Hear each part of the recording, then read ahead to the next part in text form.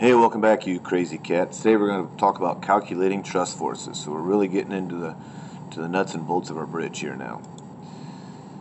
Okay, forces. Compression is when we have something that's being squeezed on either side. So in this case, compression is when it feels like there are forces coming from the left and the right or up and down. It's going to squeeze it together. Tension is when something is being stretched. Right? You see down here, there's forces pulling it in opposite directions, so it's being stretched. Now,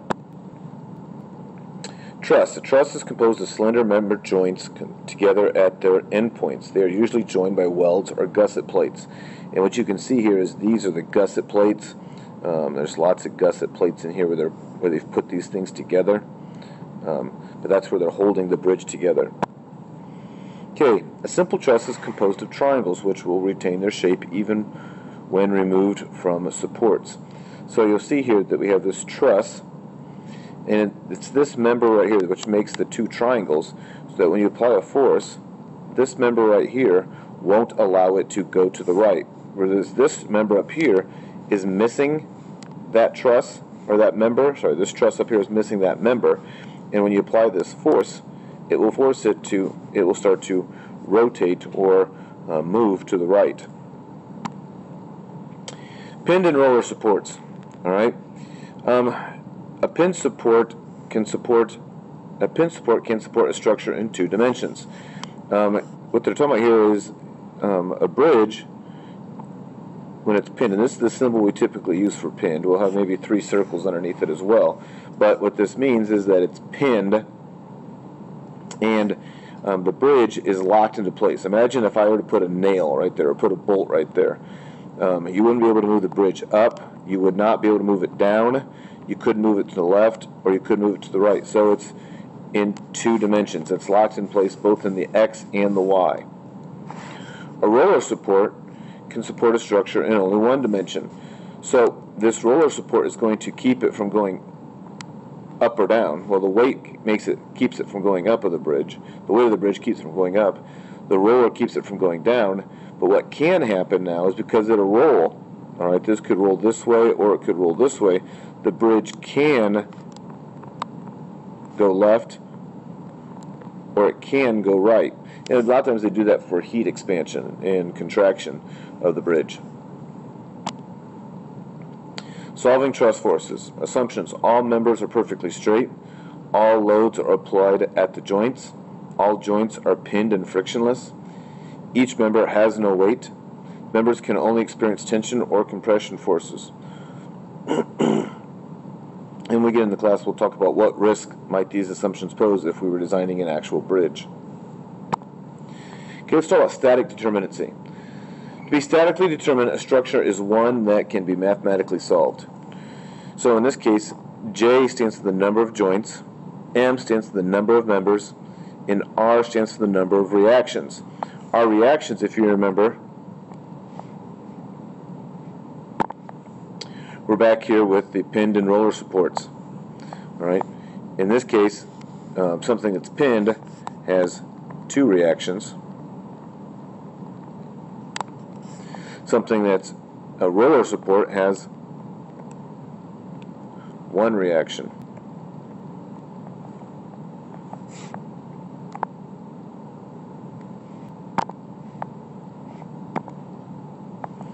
So a truss is considered statically determinate when the static equilibrium equations are not sufficient to find the reactions on that structure. There are simply too many unknowns. So in this case, let's find out if this is statically determinate. Number of joints. Well, there would be 1, 2, 3, 4 joints. So it's 2 times 4. Equals the number of members. There are 1, 2, 3, 4, 5 members. And then the number of reactions. Well, this is pinned because we have the triangle, so there'd be 2 reactions there. This is pinned, so there's 2 reactions there. That's a total of 4. 2 times 4 is 8. 5 plus 4 is 9. This would be what we'd call not statically determinate. It's not statically determinate. It's statically indeterminate, is what we want to say. All right. So so this would be not a good design. Well, how would we change that? Well, if you see here now, Dave changed this over here on the right from a pinned to a roller.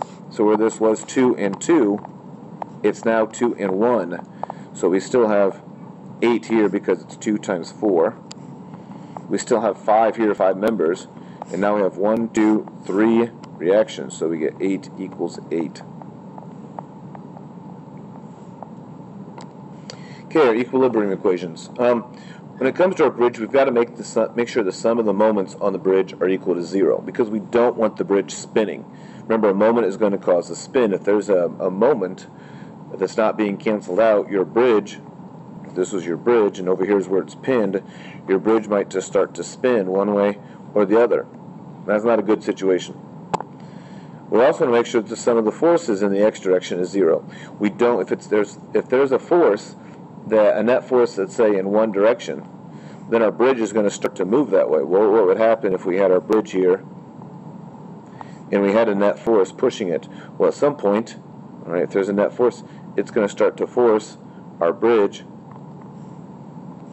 to the right, and at some point it's going to come off and fall. Sum of the forces in the y direction have to be equal to 0. We don't want our bridge, if there's a force in the y direction, we don't want our bridge starting to levitate. We don't want it to go up in the air. And likewise, we don't want it to go down. We don't want our bridge to start sinking into the ground or falling across the ravine or whatever it's in. So let's start talking about some of these calculations here. Typically, when it comes to a bridge, we want to first of all start with the moments. Always want to start with the moments, and that's going to help us find the reactions.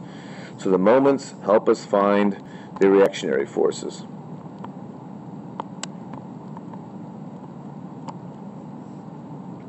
And what we're going to start off here with then is, in this case, I'm going to say that it's pinned. They're telling us that it's pinned here at point A. All right, it's pinned here at point A. So where are our moments?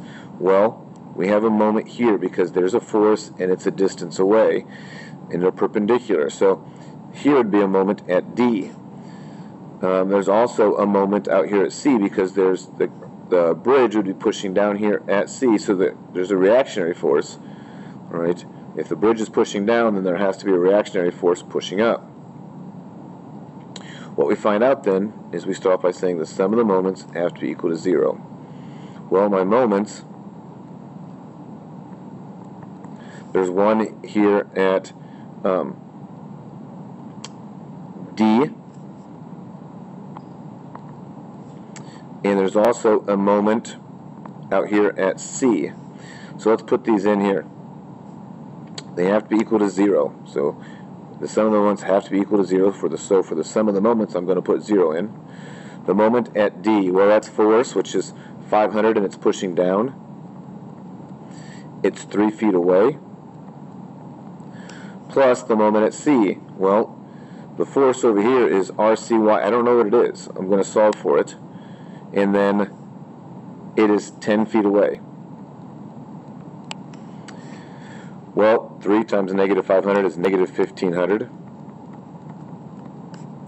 Plus 10 RCY. If I take the 1500 over to the other side, I get 10 RCY.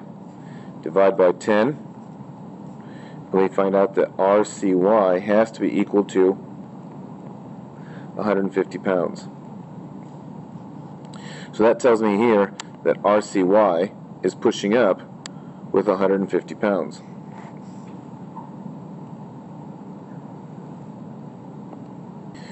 So now what I've done here is I've put over here for RCY. This was RCY, but we know it's 150 pounds, so I've put that in there.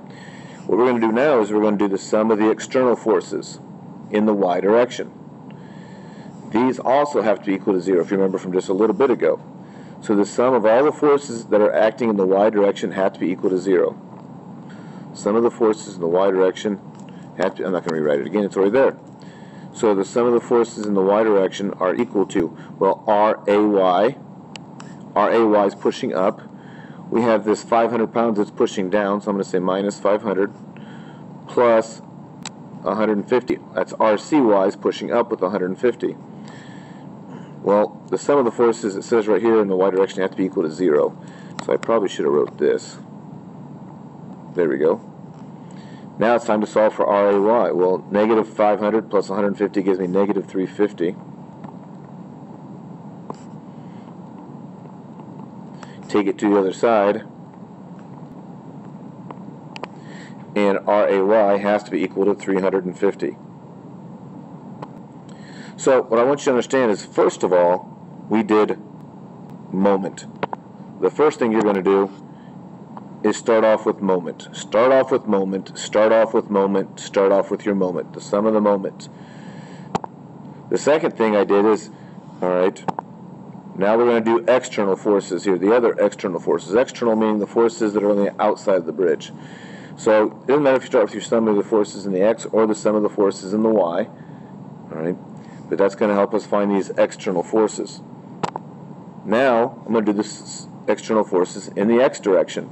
Well, we know the sum of the forces in the x direction have to be equal to 0, otherwise it'd be moving left and right. In this case, I only have one force that's moving in the x direction. That's RAX. So I'm going to say 0 because the sum of the forces in the x direction has to be equal to 0. 0 equals RAX, or RAX, which means that there is no force here. There's nothing pushing it left and right. RAX has to be equal to 0. Well, hey, I hope that was informational for you. Let me check that. 1. Do your moments. 2. Do the forces in the x and do the forces in the y. This is for our external. Tomorrow we're going to do some work with the internal, which will get us into the tension and compression. I'll catch you guys on the flip side.